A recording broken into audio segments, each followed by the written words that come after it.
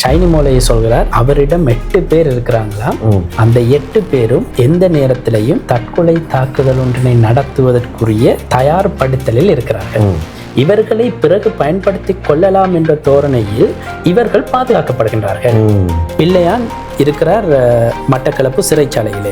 மட்டக்களப்பு சிறைச்சாலையிலே இருக்கின்ற பொழுது முன்னாள் ஜனாதிபதி மஹிந்த ராஜபக்ஷ, பசில் ராஜபக்ஷ, நாமல் ராஜபக்ஷ, இந்த 3 பேரும் சென்று பிள்ளையானை சந்தித்திருக்கிறார்கள். தாக்குதல்களுக்கு முன்னர் புத்தளம் பகுதியிலே சுரேஷ் சலே மற்றும் சஹரான் கும்பலினுடைய அங்கத்தவர்களுக்கு இடையிலான இந்த கலந்துரையாடலில் கலந்து கொண்ட 6 பேர் உயிர்த்த ஞாயிறு தின தாக்குதல்களின் போது தற்கொலை குண்டுதாரிகளாக இருந்தவர்கள். இந்த தாக்குதல்களினுடைய உயிர்த்த ஞாயிறு தின தாக்குதல்களினுடைய பிரதான சூத்திரதாரி சுரேஷ் சலே.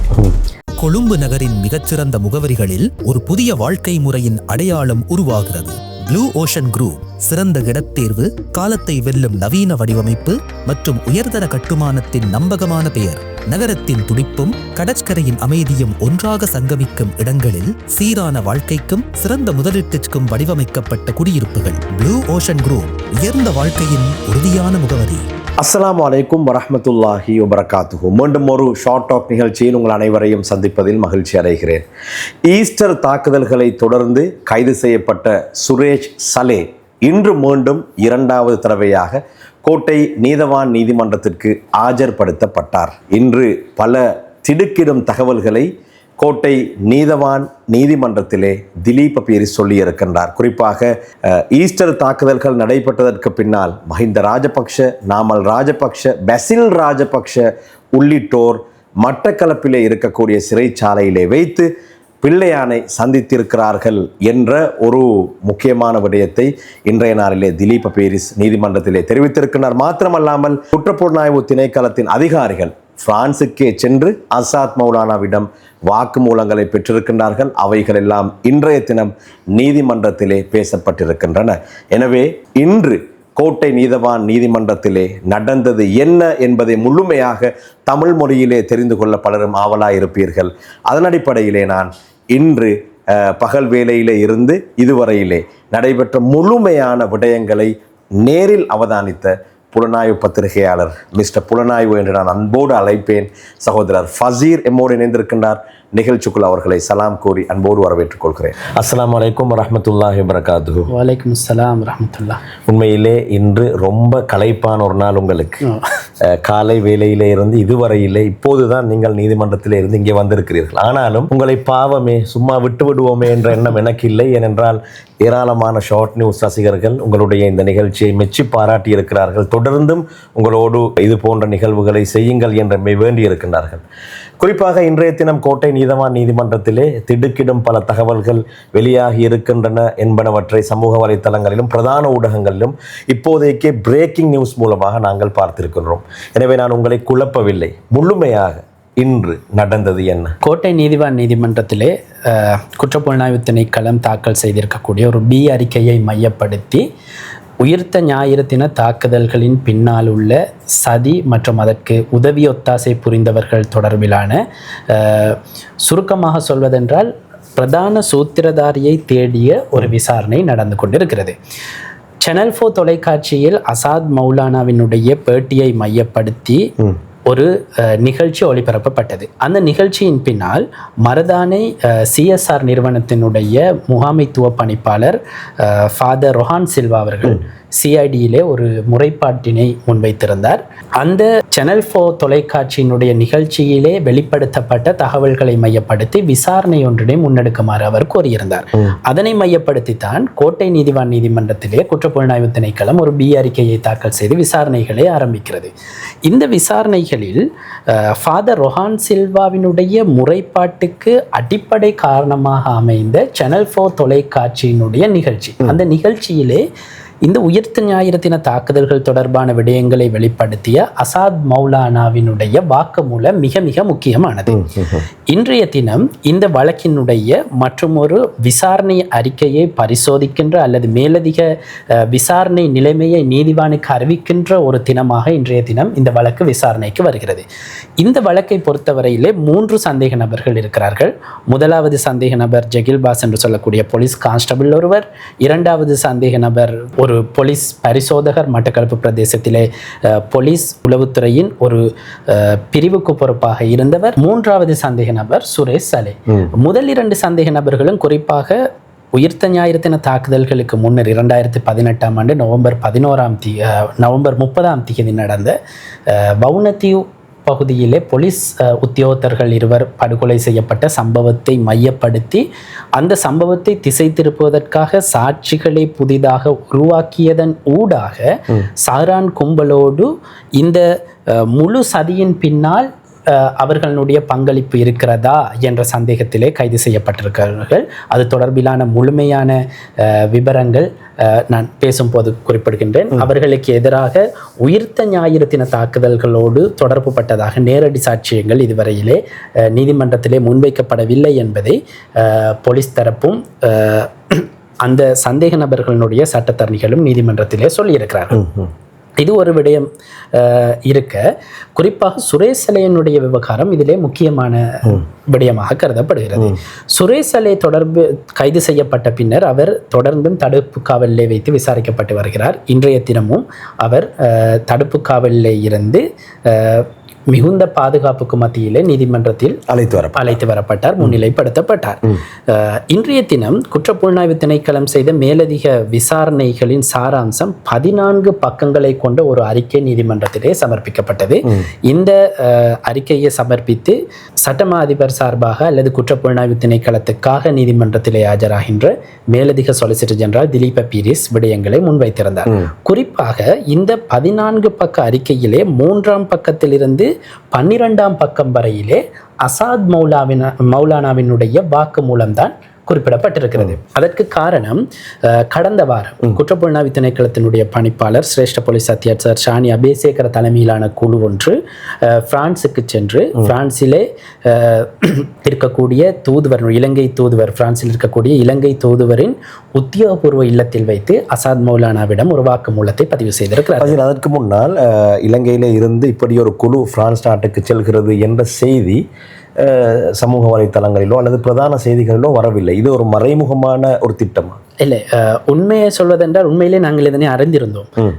அப்போதைய சூழ்நிலையிலே நாங்கள் அதனை அறிக்கையிடுவதற்கு செல்லவில்லை. காரணம், அந்த அறிக்கையிடல் சில வேளை விசாரணைகளை பாதிக்கக்கூடியதாக அமையலாம் என்பதால் நான் குறிப்பாக இதனை பொதுவெளியிலே கதைப்பதை பேசவில்லை, அதை பற்றி பேசவில்லை. குறிப்பாக காரணம், உங்களுக்கு தெரியும், கடந்த வாரம், ஒரு வாரம் அல்லது 2 வாரங்களுக்கு முன்னர் பிரான்சிலே இன்டர்போல் சர்வதேச போலீசாரினுடைய ஒரு கூட்டம் நடந்தது. அந்த கூட்டத்துக்கு இலங்கையிலிருந்து போலீஸ் அதிகாரிகள் சென்றார்கள். இந்த குழுவோடு சேர்ந்து தான் ஷானி அபேசேகர் தலைமையிலான குழு சென்றது. அதற்கு காரணம், இதனை பெரிதாக விளம்பரப்படுத்தி சென்றால் ஒருவேளை இதனுடைய பிரதிபலன் கிடைக்குமா என்று தெரியவில்லை.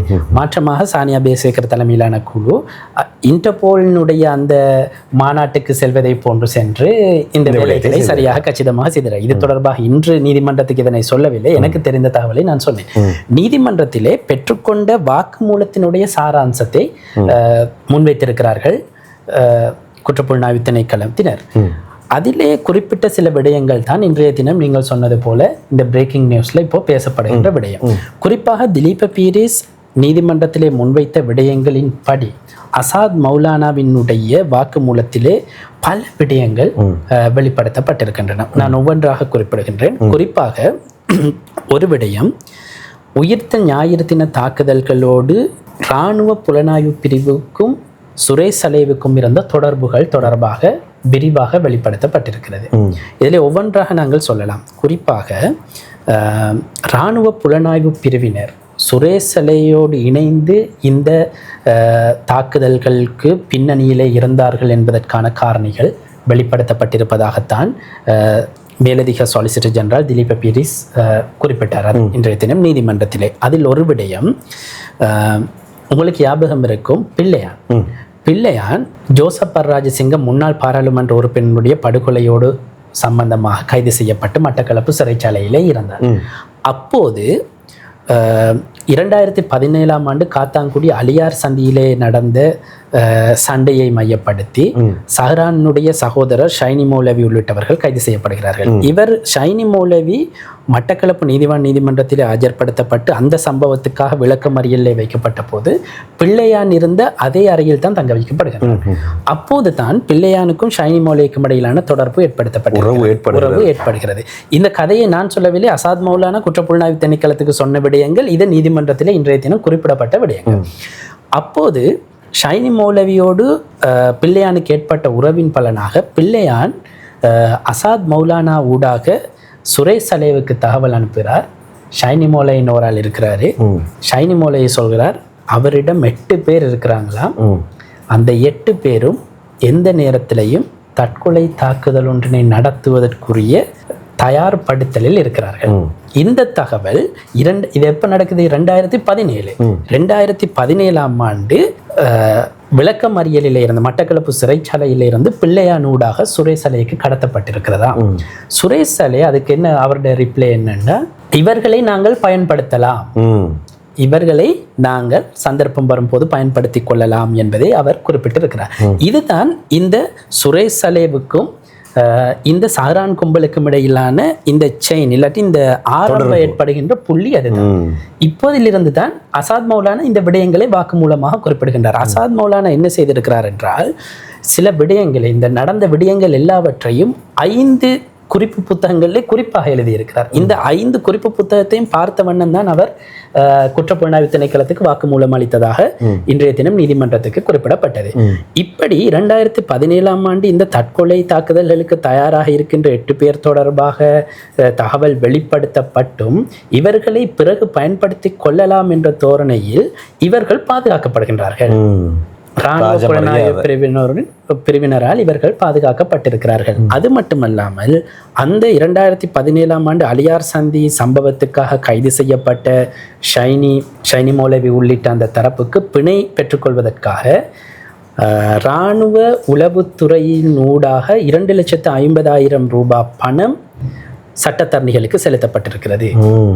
அது இல்லாமல் அவங்களோட குடும்பத்தினருக்கு மேலதிகமாக 50,000 ரூபாய் பிள்ளையானூடாக வழங்கப்பட்டதாக குடும்பத்திற்கு அந்த ஷைனி மௌலவி உள்ளிட்ட அந்த தொடர்புடைய குடும்பத்தினருக்கு 50,000 ரூபாய் வழங்கப்பட்டதாக அசாத் மௌலானா சொல்லியிருக்கிறார். அந்த விடயம் நீதிமன்றத்துக்கு குறிப்பிடப்பட்டிருக்கிறது.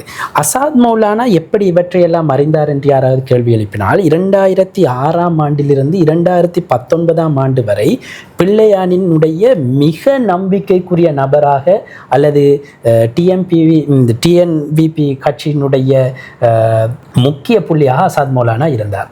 பிள்ளையான் சிறைச்சாலையில் இருந்தபோது பிள்ளையானை சந்திப்பது, அவருடைய சட்ட நடவடிக்கைகள் தொடர்பாக ஆராய்வது, அரசியல் உயர்பீடங்களை சந்திப்பது என எல்லா விடயங்களையும் செய்தவர் அசாத் மௌலானா. இது எல்லோருக்கும் தெரியும். அசாத் மௌலானுடைய வாக்குமூலத்திலும் அது இருக்கிறது.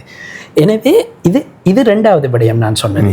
இந்த விசாரணைகளிலே மேலதிகமாக பல தகவல்கள் வெளிப்படுத்தப்பட்டிருக்கிறார். அதிலே அசாத் மௌலானா குறிப்பிடுகின்ற இன்னொரு சம்பவம் தான் 2019ஆம் ஆண்டு உயிர்த்த ஞாயிறு தின தாக்குதல்கள் நடந்து முடிந்த பின்னர், அப்போதும் பிள்ளையான் இருக்கிறார் மட்டக்களப்பு சிறைச்சாலையிலே.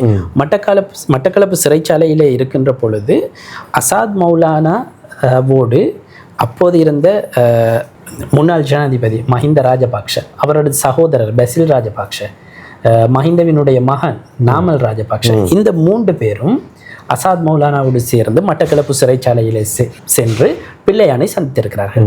அப்போது இவர்கள் பிள்ளையானுக்கு கொடுத்த வாக்கு மூலம் கோட்டாபய ராஜபக்ஷ ஜனாதிபதியாகிறார். அவர் ஜனாதிபதியானதும் ஒரு கிழமையில உங்களை நாங்கள் பெயில வெளியில் எடுக்கிறோம்.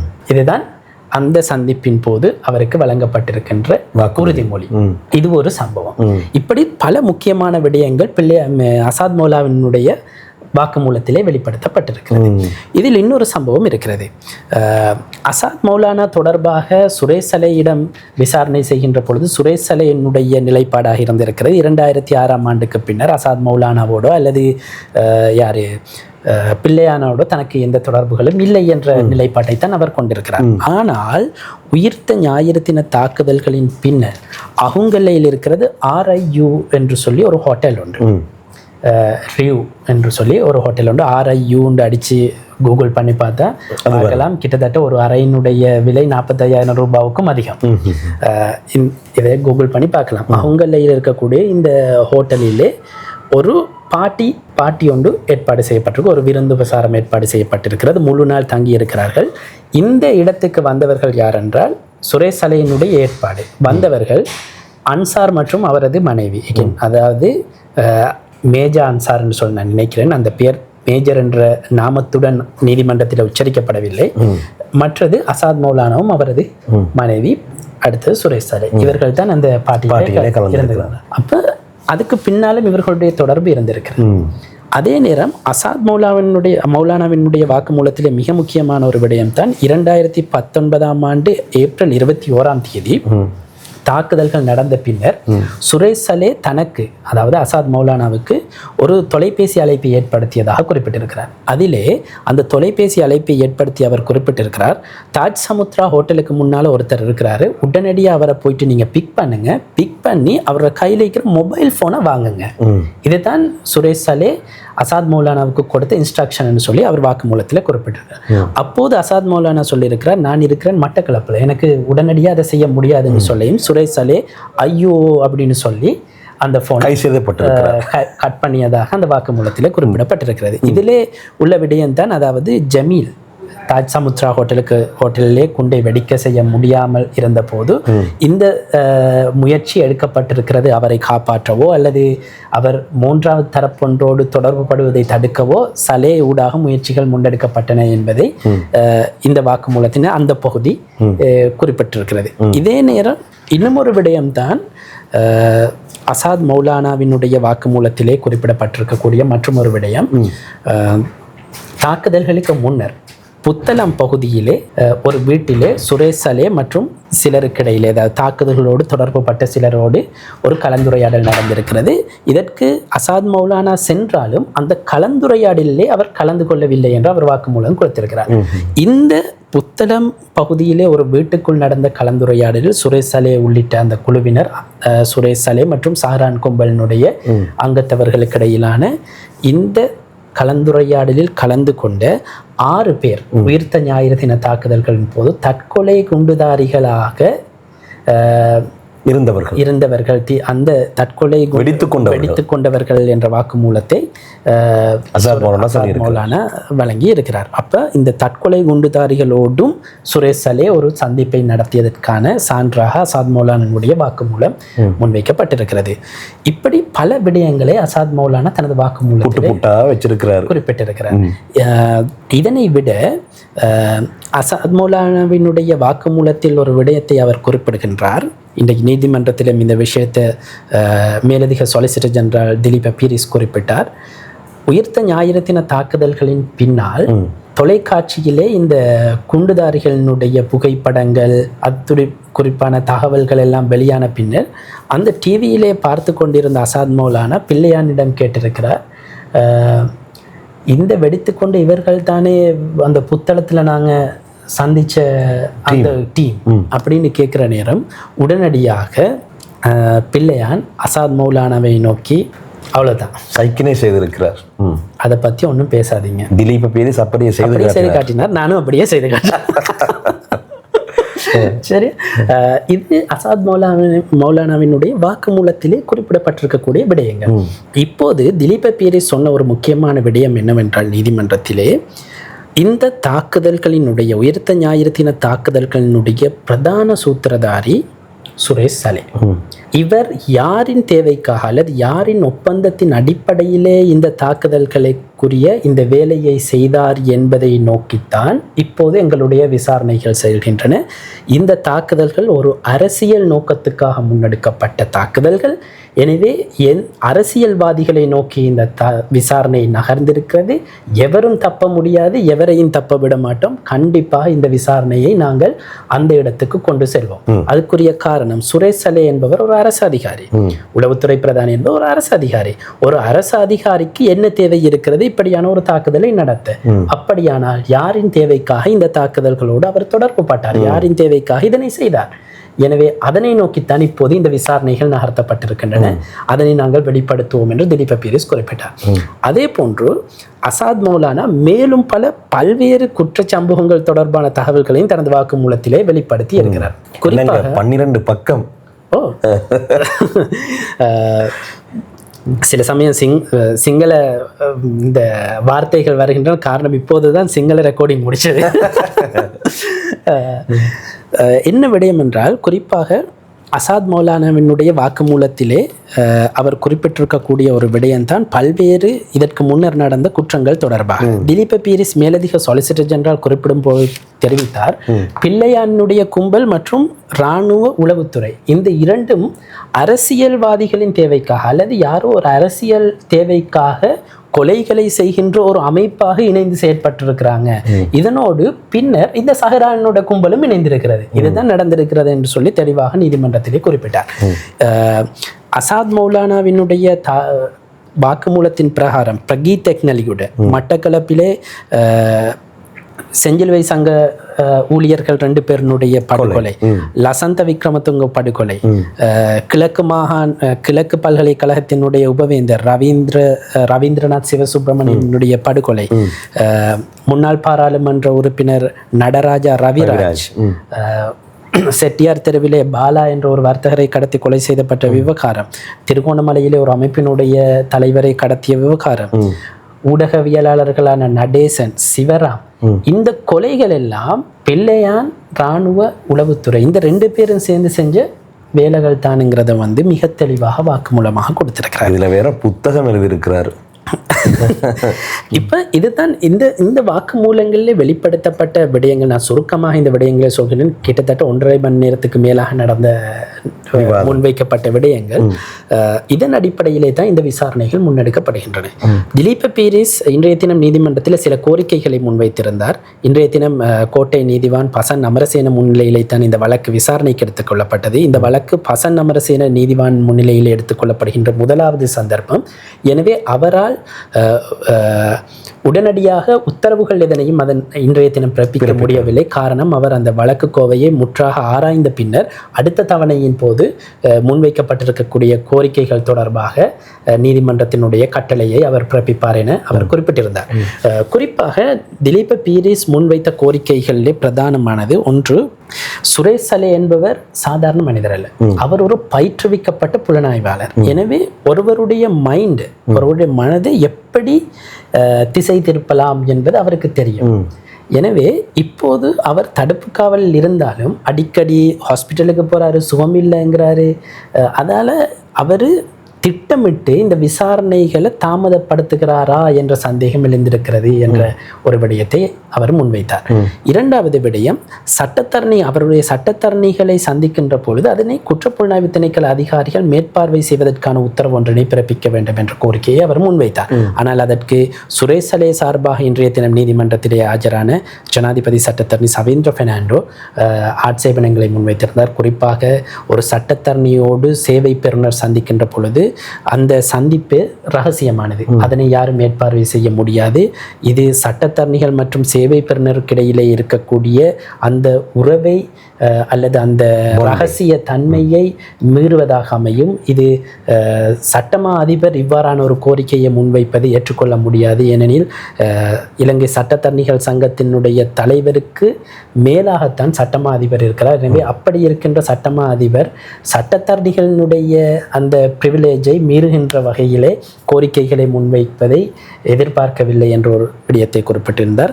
குறிப்பாக இதற்கு முன்னர் கோட்டை நீதிவானாக கடமையாற்றிய இசுரு நெத்திக்குமார முன்னிலையிலே சுரேஷ் சலே குற்றவியல் நடைமுறை சட்டக்கோவை 127வது அத்தியாயத்தின் கீழ் ஒரு ஒப்புதல் வாக்குமூலத்தை அல்லது வாக்குமூலத்தை ரகசிய வாக்குமூலத்தை அளிப்பதற்கான கோரிக்கையை முன்வைத்திருந்தார்.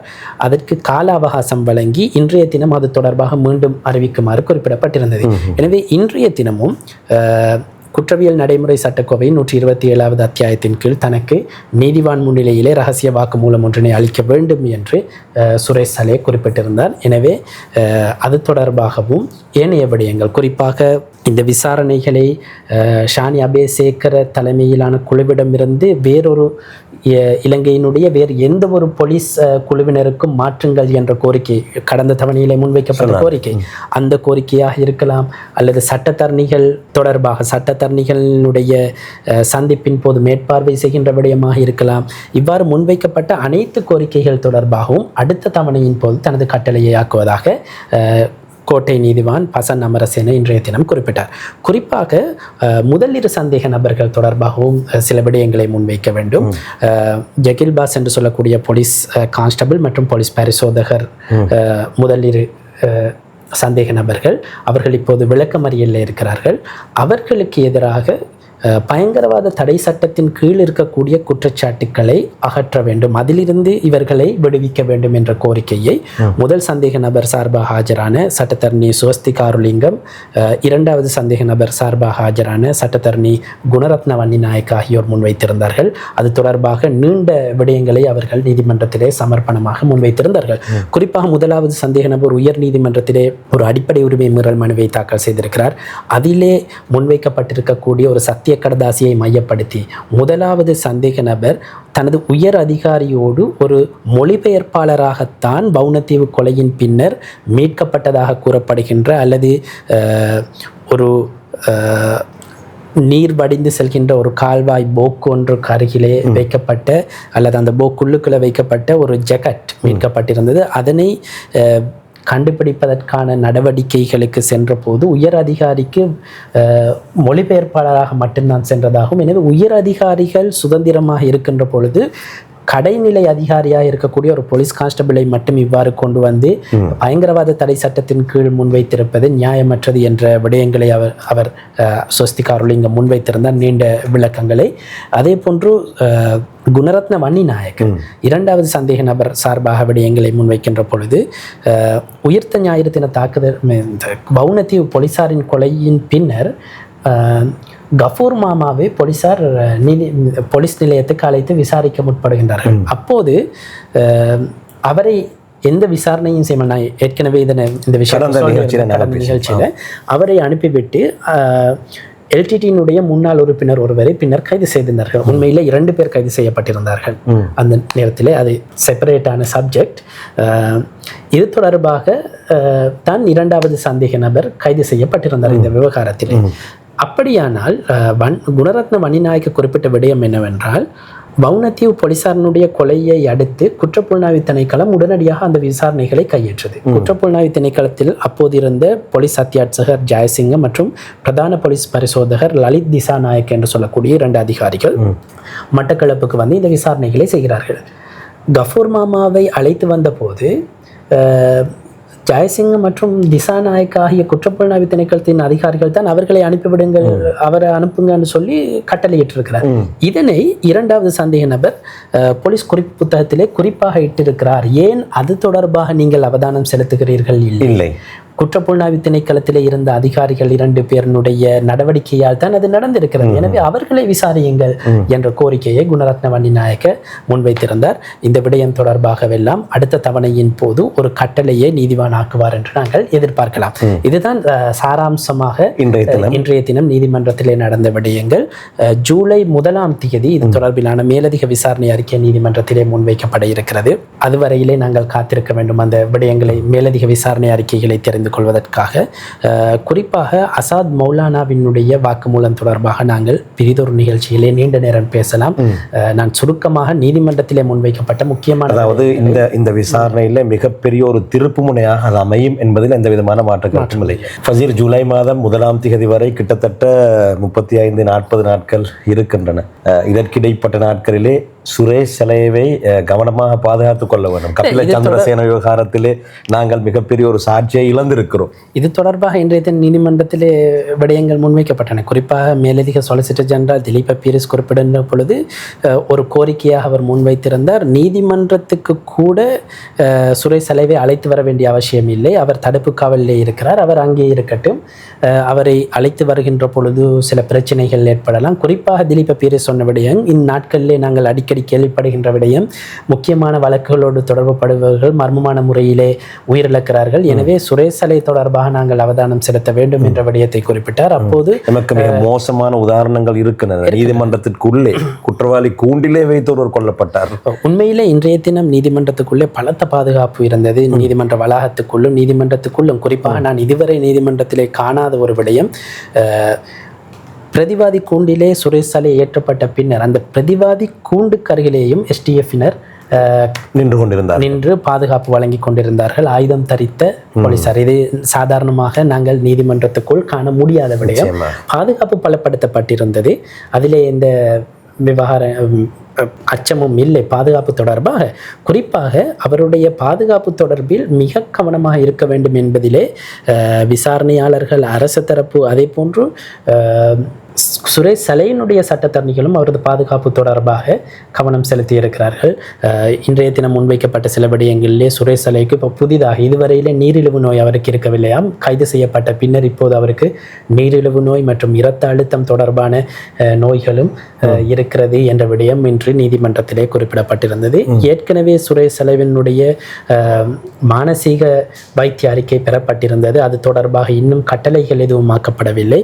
அவை தொடர்பாக முழுமையான கட்டளைகள் எதிர்வரும் ஜூலை 1ஆம் தேதி தான் நீதிவானால் ஆக்கப்பட இருக்கிறது. நிச்சயமாக. எனவே அதுவரையிலே நாங்கள் காத்திருக்க வேண்டும். ஈஸ்டர் தாக்குதல்களிலே மிகப்பெரிய திருப்பு முனைகள், இந்த விசாரணைகளிலே மிகப்பெரிய திருப்பு முனைகள் வந்த வண்ணமே இருக்கின்றன. என்றாவது ஒரு நாள் நீதி வென்றே ஆக வேண்டும். அதுதான் மரணித்தவர்கள் அதே போன்று பாதிக்கப்பட்டவர்களுக்கு கிடைக்கக்கூடிய மிகப்பெரிய சந்தோஷமாக இருக்கும். இப்படி இந்த அரசாங்கம் பொறுப்பேற்றதில் இருந்து ஈஸ்டர் தாக்குதல்கள் விவகாரத்திலே மிக கடுமையான விசாரணைகள் ஒழுங்கான ஒரு முறையிலே பயணிப்பதை நாங்கள் அவதானித்துக் கொண்டிருக்கின்றோம். எனவே ரொம்பவே சந்தோஷமான ஒரு விடயம். சகோதரர் ஃபசீர் சொன்னதை போன்று இன்ஷா அல்லாஹ் எதிர்வரக்கூடிய ஜூலை மாதம் 1ஆம் தேதி அடுத்த தவணை நடைபெறவிருக்கின்றது. அங்கும் என்ன நடைபெறுகின்றது மாத்திரமல்லாமல் இடைப்பட்ட நாட்களிலே இது தொடர்பிலே ஏதாவது முக்கியமான தகவல்கள் வந்தால் நாங்கள் உங்களோடு பேசுவதற்கு தயாராக இருக்கின்றோம் என்பதை ஞாபகப்படுத்திக் கொண்டு, இத்தனை கலைப்புகளுக்கு மத்தியிலும் என்னுடைய அழைப்பை ஏற்று என்னை உடனடியாக வர சொல்லி முழுமையாக அவசரமில்லாமல் பொறுமையாக இந்த இன்று நடைபெற்ற விவகாரங்களை தெளிவாக பேசிய சகோதரர் ஃபசீர் அவர்களுக்கு நன்றிகளை தெரிவித்துக் கொள்கின்றேன். ரொம்ப நன்றி. நன்றி. ஈஸ்டர் தாக்குதல்கள் விவகாரத்திலே கைது செய்யப்பட்ட சுரேஷ் சலே இரண்டாவது முறையாகவும் இன்றைய நாளிலே கோட்டை நீதவான் நீதிமன்றத்துக்கு ஆஜர்படுத்தப்பட்டிருக்கிறார்.